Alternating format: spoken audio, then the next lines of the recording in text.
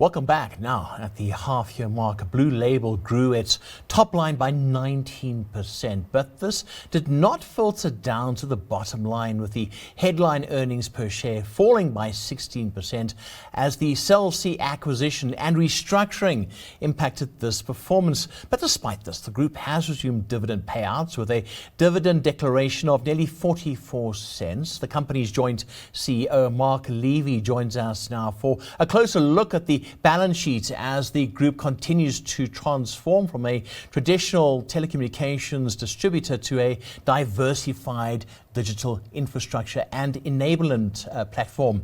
Mark, hi, good to chat to you. Good to have you with us on Business Lunch. Now, looking at Blu Label, looking at those core earnings, we're going to get to Cell C now. That is the big story, but your core earnings, take us through the past, say, 6 months. I think what we're trying to do for the market is demystify the complexity of our results. So really trying to show what a normalized Blu Label would look like without Cell C. And from our perspective, it was a resilient performance. Obviously, our results are still very complicated. And we've tried to split out, from an EBITDA perspective, you're looking at a 530 odd million EBITDA, you're looking at net profits just under 400 million.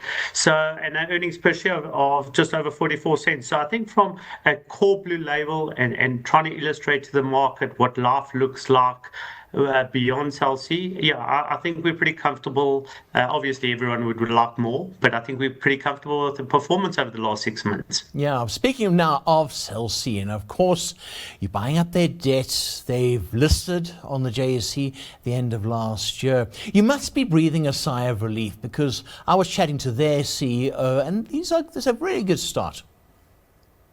Look, it's an amazing journey. This has been 7-8 years in the making.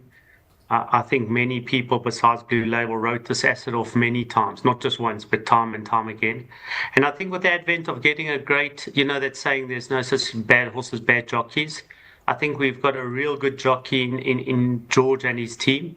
And he's really going to take this asset and make something, worthwhile of it. He's got a cleaned up balance sheet. He's got a very good strategic focus going forward. And I think that would bode well for his shareholders and our shareholders. I'd like to reiterate that, it's a total separate standalone environment. They're governed by their own board, their own set of rules. We have no impact or impetus on where they're going. We have an arm's length contractual arrangement like any other telco would. So we're looking forward to now being a shareholder of Cell C and pushing him along. Oh, I love that. I love that a lot.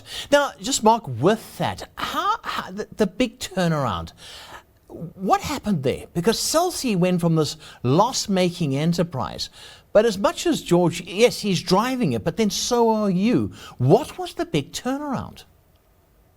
I think focus, alignment, this CapEx light model, very smart in terms of, not trying to be all things to everyone. The MVNO strategy, his wholesale, his broadband strategy. So I don't think there was one silver bullet that said, okay, we did this and changed everything. I think what we got is all the stars to align, be very focused in terms of your deliverables, and changing the way that one would deploy capital made the world of difference. And then obviously ensuring that George and his team going forward have a sustainable balance sheet and cash flow that could build all these new business plans without the legacy of the past. Yeah.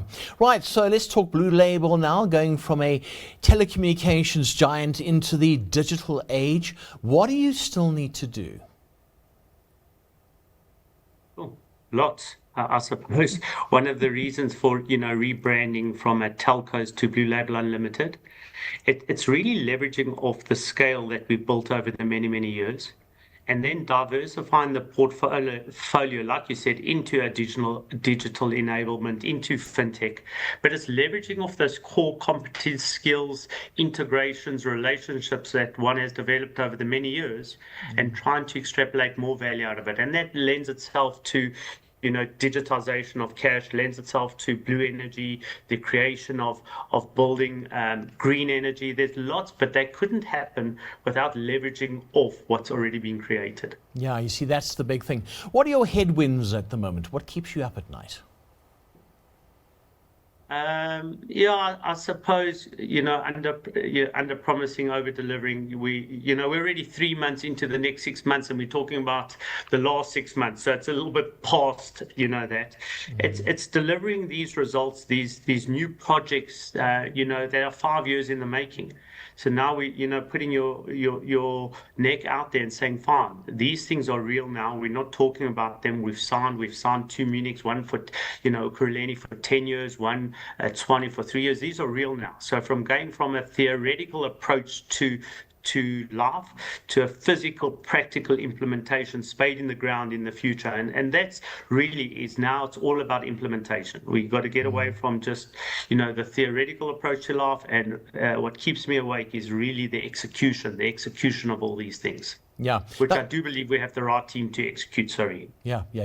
Now, talking about those projects, and one thing I did pick up, this multi-year agreement with NERSA, and talking about energy, that sounds exciting.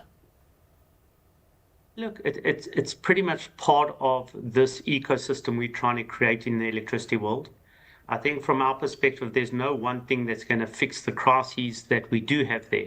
But if we manage to bolt on many things, so for example, meter replacements and going to find the lost and stolen electricity and billing correctly and collecting correctly and trading, buying and selling correctly, those are the types of things that are really going to move the needle and make a big difference in our economy, both for people and both for earnings. So yeah, the trading license is an element of what we're going to do that allows us to trade electricity, and as long as we can buy right and we can sell right, there's massive opportunities going forward. Yeah, absolutely. Mark, thank you so much. Good to have you with us on Business Lunch, and congratulations as well. Thank you. That was Mark Levy, joint CEO of Blu Label.